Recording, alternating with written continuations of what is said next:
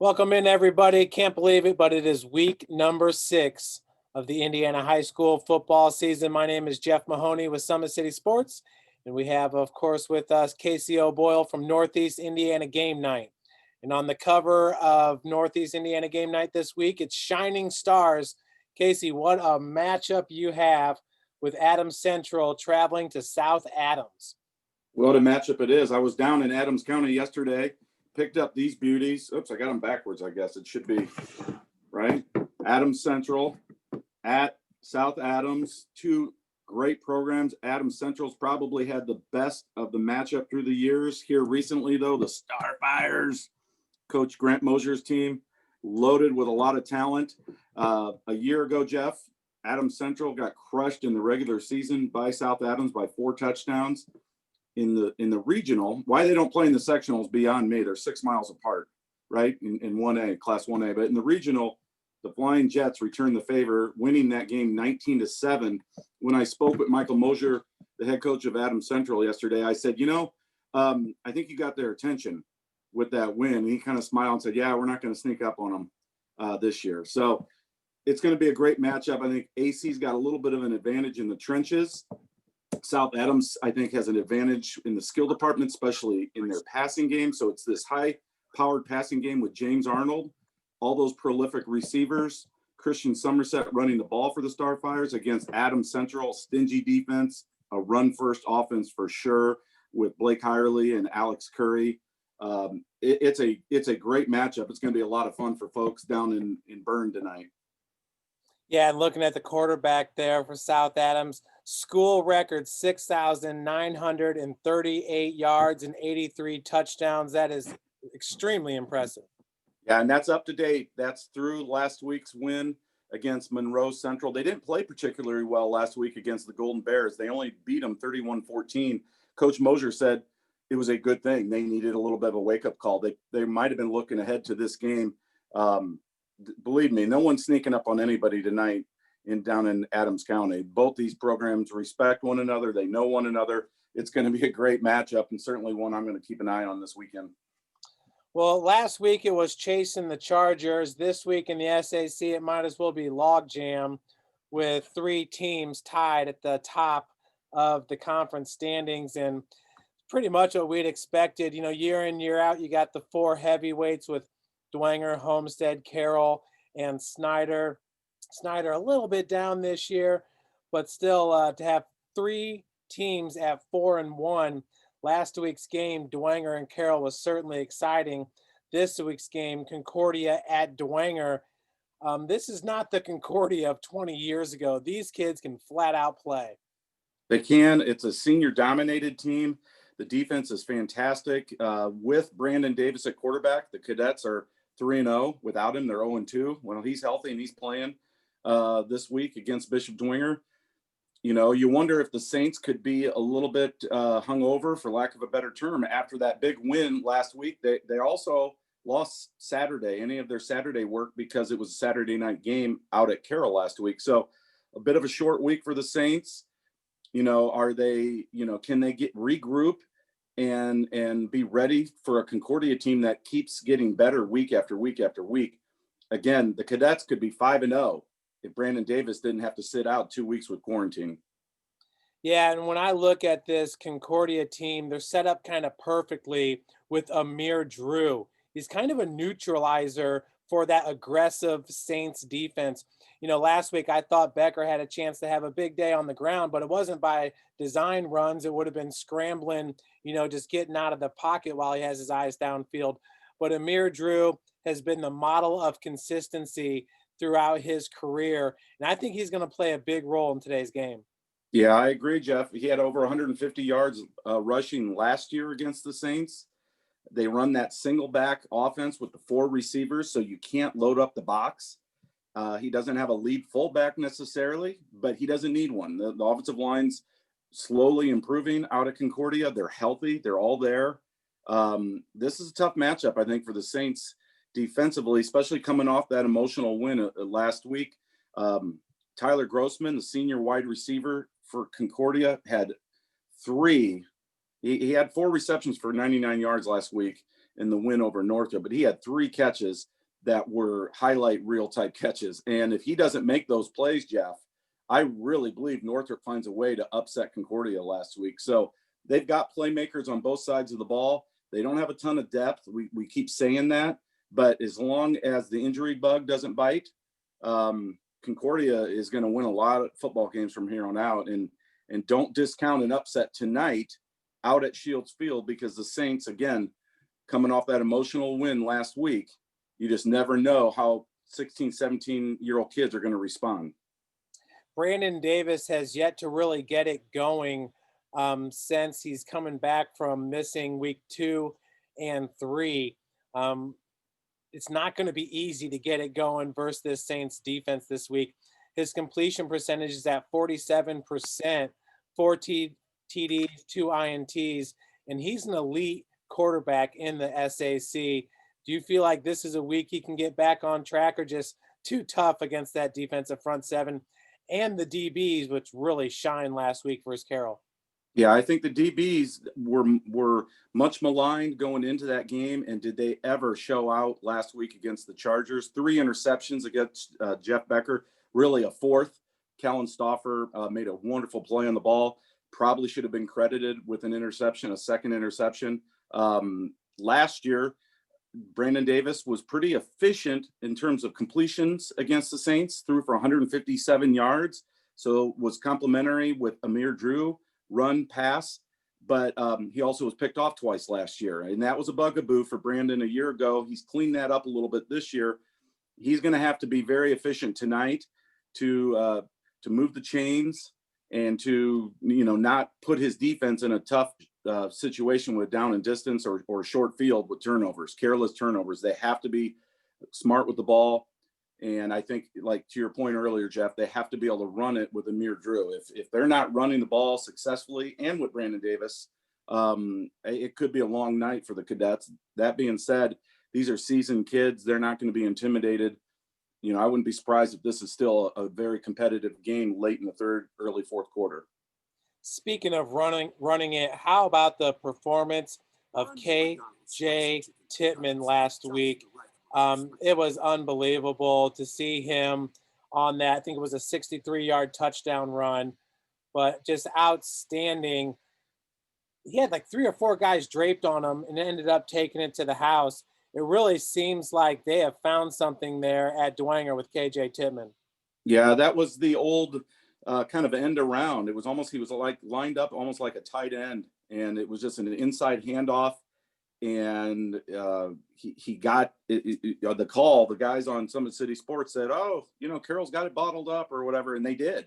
There were guys, 3 or 4, right there in position to make the play, and he just lowered his shoulder and broke tackle, went down the sideline, and that was pretty much the game. I think at that point, most people thought, okay, even if Carroll comes back, Dewanger's going to keep responding. And I thought you had to give the Saints a lot of credit for making some changes with their offensive line. They moved a couple of their key guys and put them on the same side of the ball. They rolled Brendan Lytle a lot to that side. He had a fantastic game, 328 yards, a school record at Bishop Dewanger. That's saying something. He out-Beckered Becker, and what a performance. I mean, again, we interviewed him last week on Tailgate Talk, and you could hear in his words and his tone the confidence, supremely confident. Wasn't necessarily cocky, but very confident. And I really felt that the Saints were going to perform well, and he would be the catalyst, and indeed he was. Absolutely. Brendan Lytle all season long has been very efficient with his passes. He leads the SAC in passing percentage. He's at 76%. So 133.5 QB rating. Like you said, they don't ask him to chuck it 40 times a game, but when they do ask him to throw the ball, he's extremely efficient and careful with it. Very efficient. He's got emerging guys on that offense too. I mean, everybody knows about Rocco Sioka, of course. These last couple of weeks, Henry O'Keefe has really introduced himself to the area. Last week, he ended up with 143 yards on 6 receptions. What a fantastic game for Henry O'Keefe. You've got tight end Jack Tittman. And then, of course, the sophomore, Sam Campbell. Great basketball player. A lot of people think of him more as a basketball player. I coached him in football. I think of him as a football player. Kid is electrifying. He just has been sprinkled in more on the offensive side. 5 receptions last week, gives that passing game one more weapon. And here's another thing, Jeff, that I thought was fantastic by Brody Dixon, the offensive coordinator at Dewanger. They finally threw to their backs. Some swing passes. They threw a screen pass. I haven't seen a screen at Bishop Dewanger since probably the 80s. And it was to me, it was a difference in the game. The ability to keep the ball out of Becker's hands, to work clock, to move chains.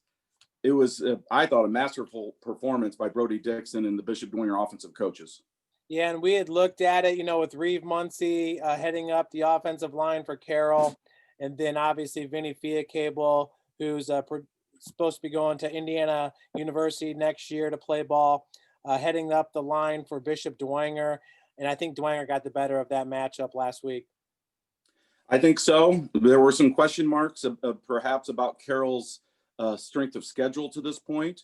Certainly the defenses that they'd faced, and perhaps even in the trenches. And I think both those question marks proved pivotal for Bishop Dewanger in their favor. Saints came away 31-21 victory. Another great SAC football game. We get them every week, usually multiple games every week. And now we have a fantastic race to see who's going to be champion down the stretch. Yeah, speaking of a fantastic finish and a fantastic game, 2 years ago, Northside had gotten its first win at Lewis Field in a similar type game. First win for Coach Mike Brevard. Last week, it was a shootout between Carson Clark and Deuce Taylor. And wow, it went down to the final minutes with Bishop Lewis getting the win. Yeah, a fantastic finish a couple years ago. Norman Kanapke with that ridiculous passing performance in that contest. Alex Holiday Robinson, the running back for Northside, had a equally ridiculous night running the ball. And it was just one of those games that if you watched it or you were there, you'll never forget. This one had the same feeling, but this time with the Knights coming out on top. An emotional week, of course, for Northside in the wake of Theo Redmond's passing earlier in the week, their former teammate. And so they were playing that game with heavy hearts. And you can't help but wonder if they were just fatigued at the end because they couldn't close the deal. They led by 2 scores late in that game. It looked, for all practical purposes, that it was their game to win. Lewis found a way to steal it. Carson Clark had a career night throwing the ball. They threw to 9 different receivers, did Bishop Lewis. Kyle Lindsay says he doesn't have any facts to prove if that's a record or not, but he can't ever recall a high school football game where there were 9 different completions to 9 different guys. That's pretty remarkable. You talk about spreading the wealth, and that's a defensive coordinator's nightmare going forward. But yeah, Brody Glenn had another huge night. The 4th down play late in the game to Krayshawn Menson was the difference. If the Knights don't convert there, they lose the game, and it's kind of heartbreak city for them. So kudos to the Knights, especially on the heels of that 38-0 vanquishing out at Concordia a week earlier. I mean, they looked bad 2 weeks ago. Last week they respond 49-46. What can you say? It was an epic finish. Yeah, Krishan Menson there with 3 catches for 107 yards, averaging 35.7 per reception with a touchdown. Definitely shows his explosive power. And once again, he's part of that junior class. A lot of juniors on this list that you mentioned here, including Brody Glenn and Carson Clark. And then leading the team in rushing was Sir Hale, another junior, 16 carries for 128 yards. It's an impressive junior class. It really is. I think we knew that going in. They've got a few key sophomores playing as well, like Devon Dowdy on the defensive line, having a fantastic season. A very young team that, if they can build off this win, Jeff, again, we've got Eastside, undefeated Eastside in Class 2A. They beat Bishop Lewis last year. I think everybody locally will probably think, okay, Eastside's, that's their postseason game to win. I think Lewis is going to be really dangerous if they keep this momentum. They stay healthy. They've got tough games coming up against Northrop tonight, Bishop Dewanger next week. finish up at Southside and at Snyder. Both those appear right now to be very winnable games. They can get another W or two. Watch out for the Knights because they're starting to turn the corner. Yeah, and this is what Bishop Brewers has been known for in the SAC. Obviously, about 10 years ago, they were winning conference championships, but normally they were known for, I don't want to say staying alive, but a decent run in the regular season and then pouring it on heavy in sectionals. And you see in their sectional, they got Fairfield at 4-0, Eastside at 5-0. But obviously, all these other schools on this list really don't play the competition that Lures does week in and week out. No, they really don't. We're going to find out a little bit more about Fairfield tonight. They play at Angola, a bigger school. If the Falcons can rise up and win that game, that'll tell me a little bit more about Fairfield. Bluffton, same thing. Bluffton's going to have to beat, somebody like a South Adams or Adams Central to catch my attention. I think you're right. Eastside, more than likely, is going to run the table. They've got Angola to close out the season. They'll more than likely be 9-0 and ranked pretty high, I would think, in the Class 2A state polls. So, but Lures will be lurking, and they won't be surprised like they were last year in the sectional. And that was a tough game. Carson Clark, as a sophomore, got thrown into a really tough spot, and they just came up short late. But talking about this game tonight, Bishop Lures at Northrop. Northrop they've just fallen off the map a little bit. 2-0. They were kind of that trendy pick for everybody to say, okay, this could be that sleeper team that cracks the top 4 or 5, maybe in the SAC, that we weren't expecting. Well, since then, they dropped 3 straight at Wayne. I think that was an upset by most folks' considerations. And then they got throttled by Carroll. And then last week at Concordia, we already talked about it a little bit. I thought the Bruins, at least for 2.5 quarters, outplayed Concordia. A couple bad breaks. They didn't recover a fumble on an onside kick. They had a 100-yard interception return called back because of a block in the back that was unnecessary. And then of course there's a few other plays. We already mentioned Tyler Grossman's circus catches for Concordia. There's about 5 plays total that if 1 or 2 of those plays go the other way, Northrop maybe winds up on top in this game, and they're feeling much better about themselves. So again, this is going to be an interesting matchup. Keone Bates, the sophomore quarterback, is still going to get the start. The lefty senior Kareem Freeman has a broken bone in his non-throwing hand, so he will not play tonight. And Demarius Cowan was really relegated last week. Ended up with, I think, 72 yards in that loss against Concordia. So they weren't able to do what they wanted to do. And then once they fell behind by 2 scores, at that point, they definitely could not run with Cowan. I think against a Bishop Lures defense that's given up big chunks of yardage against the run and the pass, I think Demarius Cowan could have a monster night tonight. And I think if he ends up with 35, 37, 38 carries, which that's unfortunately for Northrop right now what Coach Dorfler has to do, I think the Bruins are going to be in this till the very end, and they're going to slow down that Lures offense just a little bit, running the ball with Demarius Cowan, who's leading the area and rushing right now. I look back 2 years ago once again, and it was the great running back for Bishop Lures who scored on the kickoff return, punt return, a receiving touchdown, and a rushing touchdown. And of course, that was the running back that transferred from Homestead High School. Forgive me, his name escapes me right Jordan now. Presley. Jordan Presley, absolutely. Just one of the best offensive players we've seen in the SAC in a long time. But that was just 2 years ago. Again, just like that Northside matchup was. So expect a good one over at Northrop tonight. Yeah, I totally agree. This is going to be a fun matchup. I think the Swami said Bruins by 6. I really do think it comes down to the fourth quarter. I think it'll be lower scoring perhaps than what the Knights had last week against Northside, but I wouldn't be surprised if it got into the low to mid 30s. Yeah, and the one team we're leaving off here, we're kind of doing a group of 4 with all this talking, but Homestead, the Spartans, they just continue to shine. They're at 4-1 right now in conference. Homestead coming off a big 33-3 win at Snyder, and that's a 6A rival right there. When Homestead joined the SAC, they had to show that they could handle a team like Snyder, and getting the win like they did last Friday was extremely impressive. But even more impressive was the play of Evan Ormsby, the quarterback, and their three wide receivers in Chambers, Kistler, and Anderson. And Gage Sparrow. Don't forget about Gage Sparrow. They've got four really good guys that are coming up with big plays in the receiving game.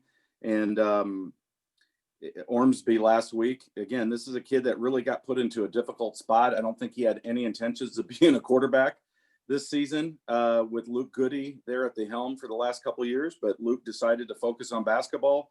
Insert Evan Ormsby. The seniors really improved week by week by week. This past week, 16 of 23, Jeff.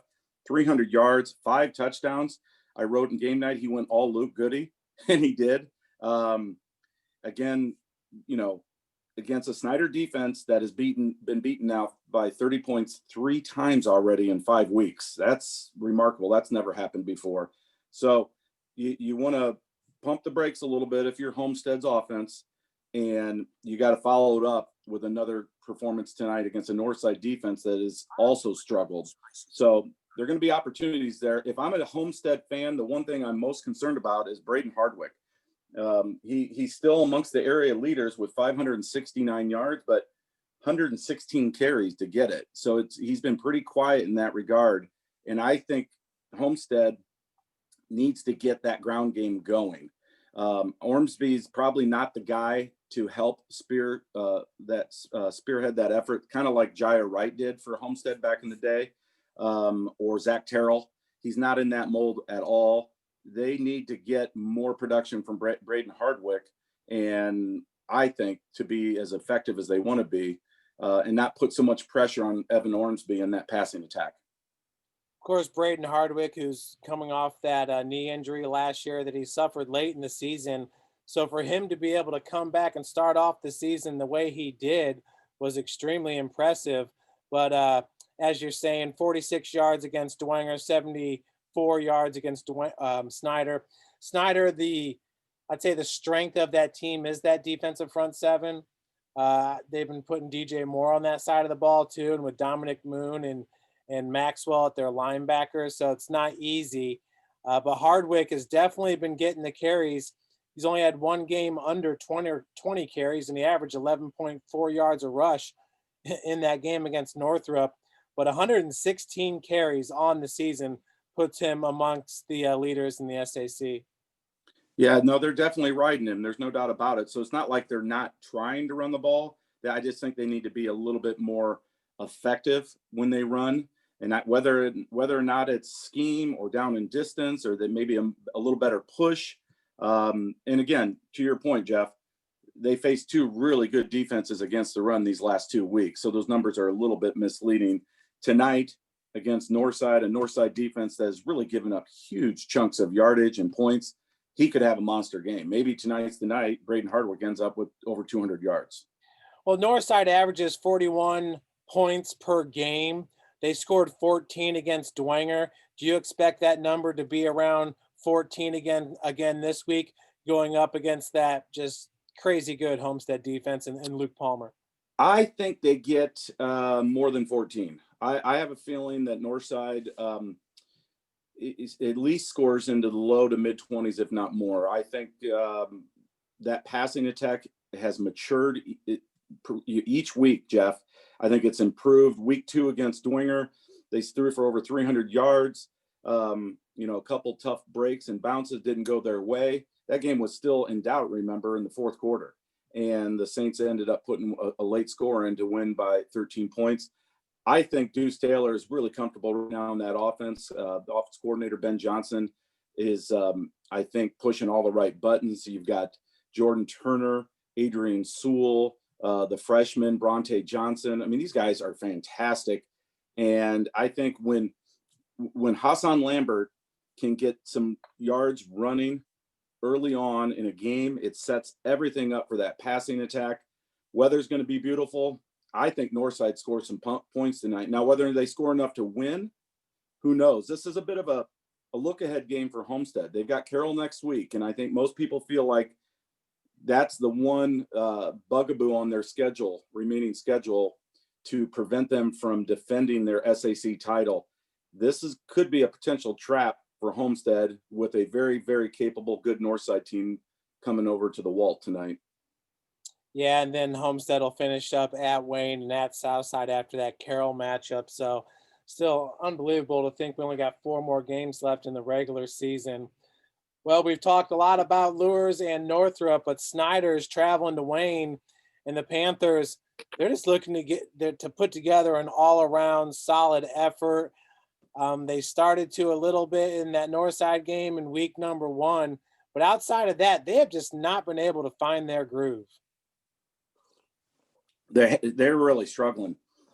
Each week you feel like they're maybe turning the corner in one particular category or position group, but then they take a step back with another one. Early on, of course, everybody thought, okay, it's the secondary, and they gave up, big chunks of yardage and a lot of points. Well, against the 2 best passing offenses, of course, in Northside and Carroll.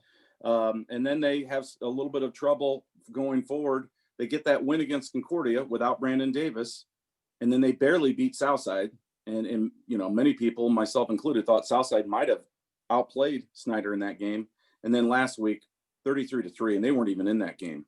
Down 13-0 after 1 quarter of play. I think it was 26-0 at halftime. 4 touchdown passes for Ormsby from Homestead.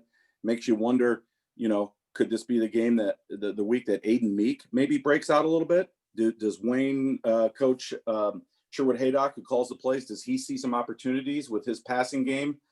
Cameron Tolles, the receiver, Jamari Tabb, the tight end, Sean Collins should be back. I think that's the most important thing tonight. He probably could have played last week at Southside in the upset loss for Wayne 29-28, but they decided to keep him out.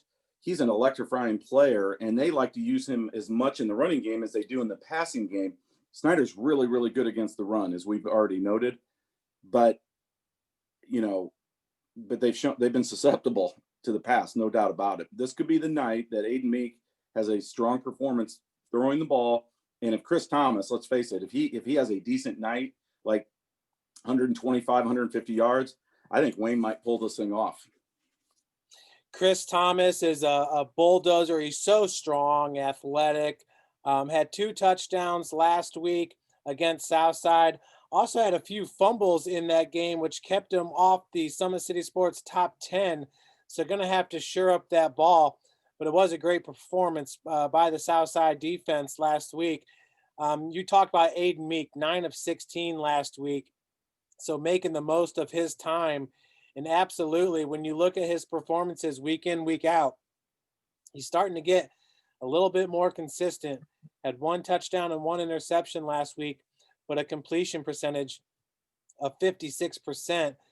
Still just, it's all those intermediate routes, those short routes where he's averaging right now 13.1 yards per throw, but it was 9.8 last week against Southside. Yeah, nothing fancy. They're not throwing the ball downfield, to your point, Jeff. And that's Sherwood Haydock's offense right now. That's what he wants. He wants ball control. They don't have a great kicking game. He's thinking 4-down territory, anything outside his 30-yard line, believe me. And if they can complete a few early down passes, a slant, a comeback route, maybe a hitch, some screens, especially with Collins. They haven't thrown to Chris Thomas a lot this year, but I think he could break out tonight in the pass game as well. This is an important game for Wayne that really feels like they let one slip away last week. They had I believe an 11-point lead late in that game at Southside, and they kind of let it get taken right from them, literally. So you already mentioned the turnovers. I believe they're averaging just over 3 turnovers a game. Most of them are fumbles. I think they fumbled the ball 15 or 17 times, I believe, Jeff, and given up 12 of them. That's way too many. You couple in a couple interceptions from Aiden Meek, and I think they're averaging right around 3 turnovers a game. They turn the ball over that many times or more tonight against Snyder, I don't think they can win. If they cut that number down to 1, maybe 2, I think they'll be in good shape for an upset.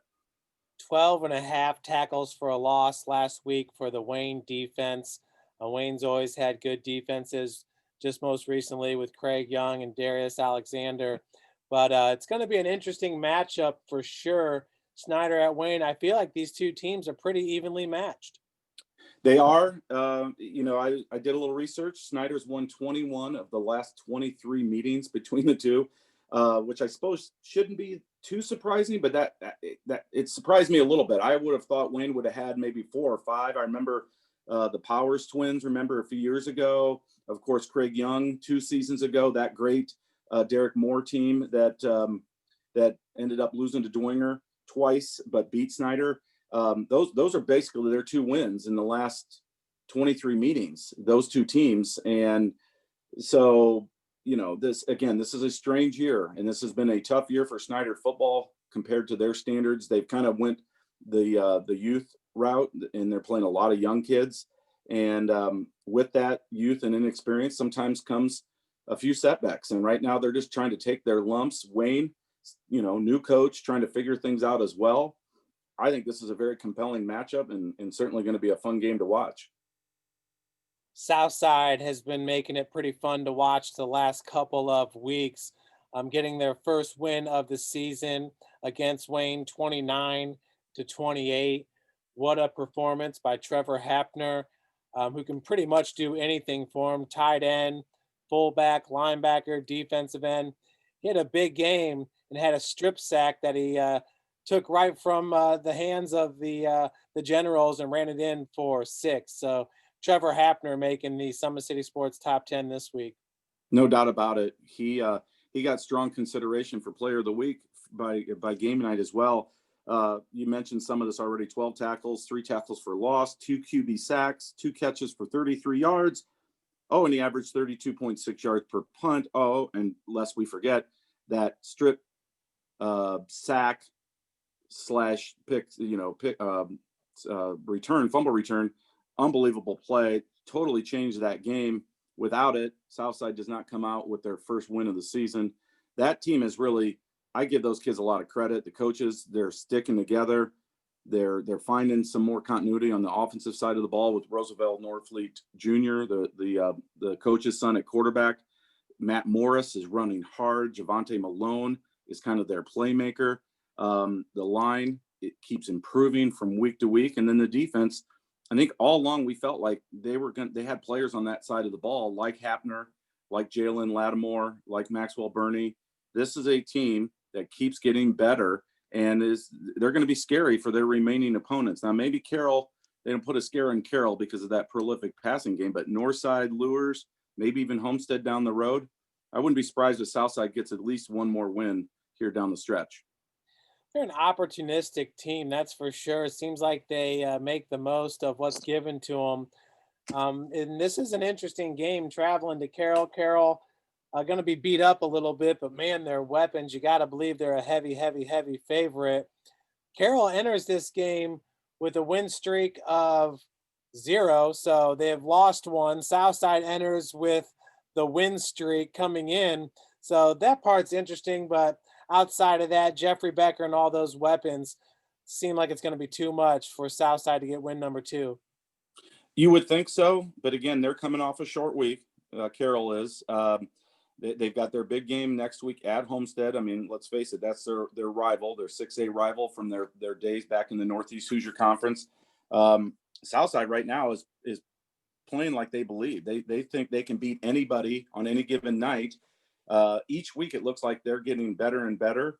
They've got nothing to lose. They know they're going out to the 4-5 and they're going to be heavy underdogs, but they're going to play excited football.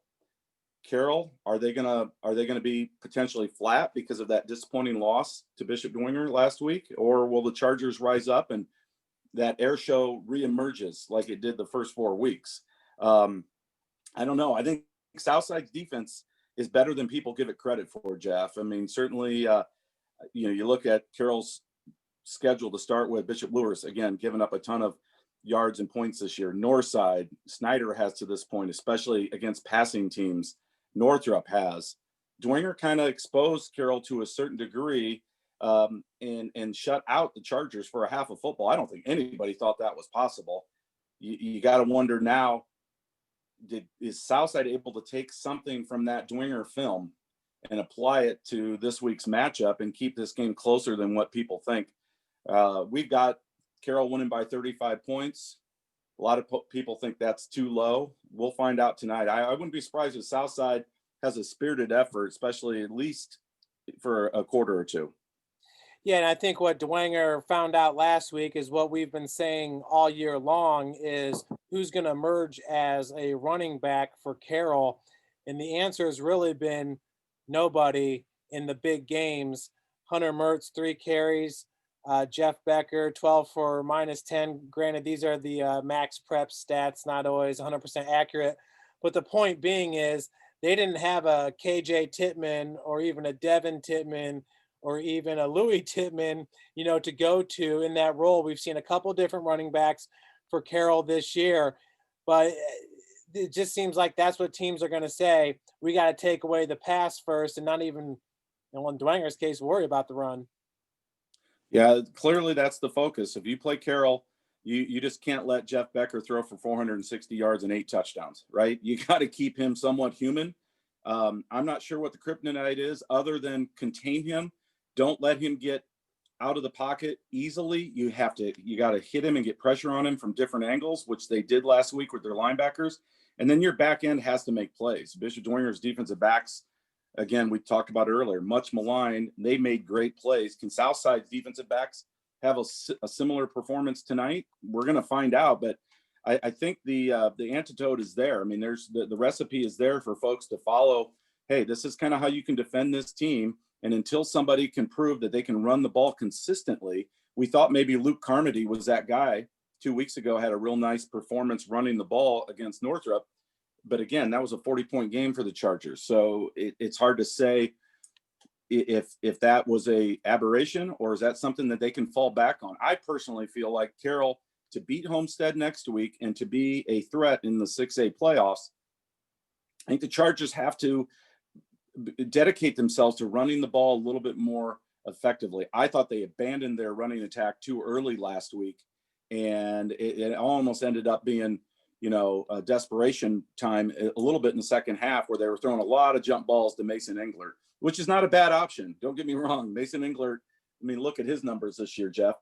35 catches for 837 yards, and no one's close to him in the 35 teams that we cover in game night. He's running away with the receiving leader list right now.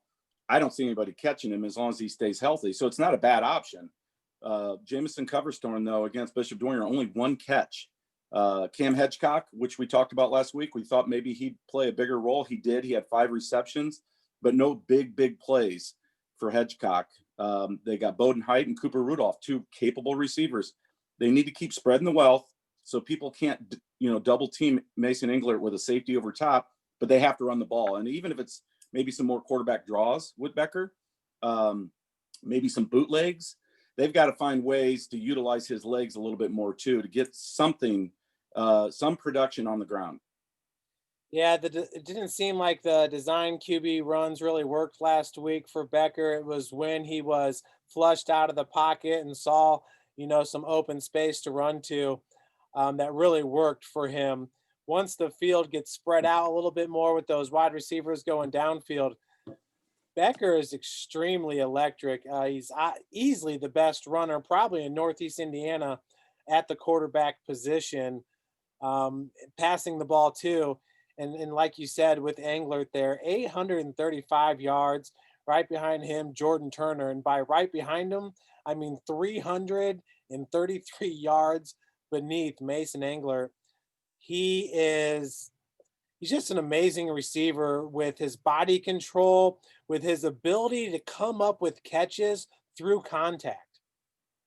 Yeah, and again, I think he's been a little bit of a security blanket for Jeff Becker, where he knows if he's scrambling and there's nothing there underneath, he always has that outlet to throw it up for number 7. And more times than not, Mason Englert comes down with the ball. He's a fantastic player. I think he's vastly underappreciated as far as college recruiters are concerned. I think he's really come a long way. I know he's a traction guy that's really worked really hard at his craft. And I think Mason Englert is deserving whatever comes his way in terms of postseason accolades and scholarship opportunities, because he's really worked hard at his craft and having a tremendous season. Yeah, one thing I'd like to say about him is, he's 5'11", 180. He plays like he's 6'3". What quarterbacks like in a receiver is their catch radius, meaning the ball doesn't have to be perfect and the receiver is still going to get to it. I feel like he knows where the ball is projected to be. He does a good job of getting his body in position to one-on-one make the grab against a DB. And more times than not, he's going to make that catch. He's just had an outstanding year and obviously a first team all SAC performer, but really looking like a 6A all state performer with those numbers. Yeah, if his numbers progress this way, and that's asking a lot, but if he ends up with somewhere between 15 and 1,800 yards, through sectionals or going into regionals, if Carroll's fortunate enough to still be alive, I agree with you. I think he's got at that point all state type numbers, and he's going to draw more attention. I mean, make no mistake. I mean, people are going to start cheating a safety over top. They put him out wide, and maybe Andy Papagiannis, the offensive coordinator, Carroll, will move him a little bit more to the slot sometimes, just to give people a different look, because he's gonna draw more and more attention these last 4 or 5 weeks of the season. Yeah, Gannon Howes from Hanover Central, ranked number 2 in the state of Indiana with 639 yards receiving. So he averages 127.8 per game. Angler at 167 is nearly 200 yards ahead of the next person in the state. And once again, not everybody puts their stats up on Max Preps. And then if you look at the state of Indiana for passing, Taylor and Becker go 1-2.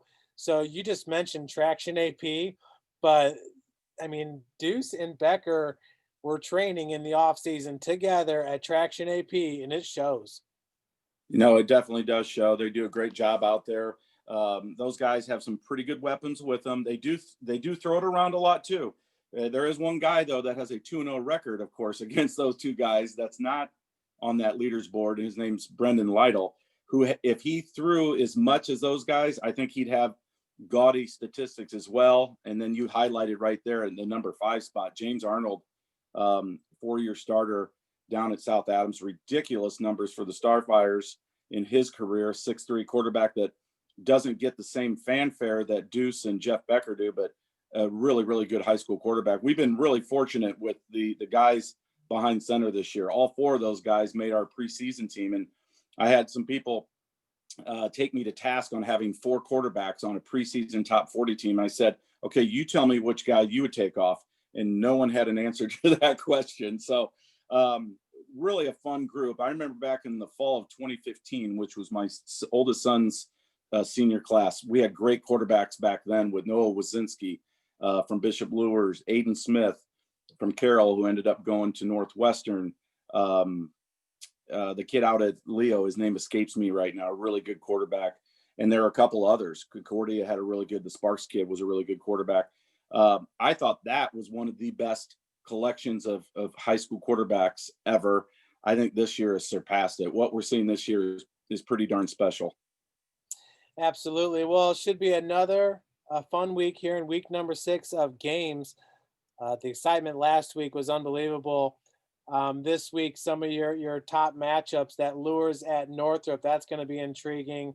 Concordia and Dewanger. I mean, that's a battle of 2 first-rate defenses. So, and they say defenses win championships. Well, we've kind of seen that a little bit with Dwanger's defense coming up large. And Homestead, their only loss of the season, once again, was in week number 1 against Northrop, and that was without all of their linebackers, pretty much their whole defense. Since then, Casey, they're looking like repeat SAC champs. So it's going to be really interesting to see how everything unfolds here in the Summit Athletic Conference. Yeah, Homestead's in the driver's seat right now. I think there's still some folks that doubt whether or not they can beat Carroll next week. It's going to be a great matchup. We can't get too far ahead of ourselves because they still have to take care of business this week against Northside. You wonder about, and we talked about this at the beginning of the year, some of the kids that Homestead missed several key defensive starters in that week 1 loss, remember, to Northrop. If they don't have those losses, perhaps they win that game. But you can make the same statement about Brandon Davis from Concordia. Had he played in that game, perhaps they beat Homestead instead of Homestead winning 7-0. So a lot of woulda, coulda, shouldas. There's always injuries every year. This year, 2020, because of COVID and the restrictions and the quarantine issues, totally different ball game. It's really it may have a lasting effect in the SAC standings, especially if Homestead would stumble next week at home against Carroll. AC Palmer averaging the 12 tackles per game. So right now with 48, if he doesn't miss there in week number 1 against a running team in Northrop, he'd probably be somewhere in the top 20 in the state in tackles right now. But as it is, he's having an outstanding season. So Casey, enjoy all the football. You got Adams Central and South Adams to keep an eye on as well. Week number 6 going to be in the books here in a couple hours. Yeah, I can't wait. I'm going with the Starfires. I like what Coach Grant Mosier's got going on. This is a really fun offense. I love what Adams Central does too. Great, great program. But I think South Adams right now is on a mission. I think the Starfires get it done. The rest of the games on the slate are going to be fantastic. I'll be tuning in to Summit City Sports to make sure I watch a little bit of everything this weekend, as I always do. Well, Joe Walburn and myself will be on the call at Bishop Dewanger to see that matchup against Concordia. Hey, it's the Cadets' first time they've ever been to Shields Field. First time ever against their former stadium shareholder. I like the Saints in this one. Could be a trap game for Bishop Dewanger. I'd love to show you a Concordia helmet, but Coach Manigault owes me one. I want the white one with the new, with the Cadets logo. I got an old burgundy one over here. I refuse to bring it out. I want a current logo, current helmet from Coach Manigault. He's holding out on me. You notice in GameNight, he's wearing a GameNight gator. There's a picture of him, a nice headshot. Yeah. He's wearing a GameNight gator. So I'm like, Coach, here I'm giving you goodies. I need goodies in return. I need a current Concordia helmet from Coach Manigault. Hey, goodie for a goodie. And let me pull that up right here because I was just looking at it. Coach Manigault looking pretty tough on the sidelines. But yeah, check it out. That's sharp, Casey. Doesn't he look handsome? He looks good. He looks like a gunslinger himself.